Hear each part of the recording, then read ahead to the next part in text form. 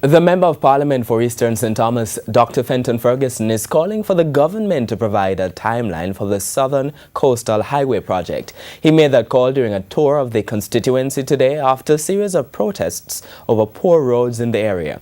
As TVJ's Kalisha Williams reports, Dr. Ferguson believes the highway is what the people of St. Thomas need to improve their livelihood. Clearer roads and a smoother flow of traffic in Eastern St. Thomas Wednesday.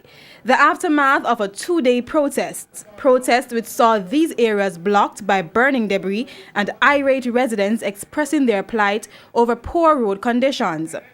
It's a situation which drove the Member of Parliament for Eastern St. Thomas, Dr. Fenton Ferguson, to the area Wednesday.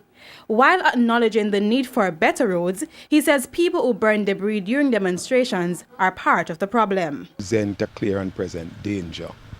And for that, not only is the road surface being damaged, but also if you are operating close to, light and power, if you are operating close to residential areas, then there is the possibility of a crisis. But what he seems most upset about is an issue which he describes as people playing politics.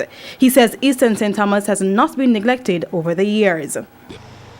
That gives the impression that it is the eastern section that is falling down, and persons are saying after six term. After six term, when I became MP, we only had one high school in St. Thomas. We now have 6 high schools in St. Thomas.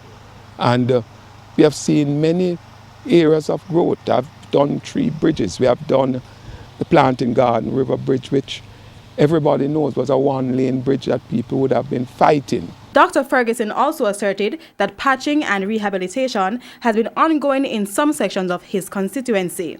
But thinks what the parish needs is the Southern Coastal Highway and not just improved road infrastructure. He's calling for the Prime Minister to provide a timeline for the project. That's the project that will create for St. Thomas and Portland opportunities for growth that the government speaks about. That is a project that will move people, goods and services in a timely manner.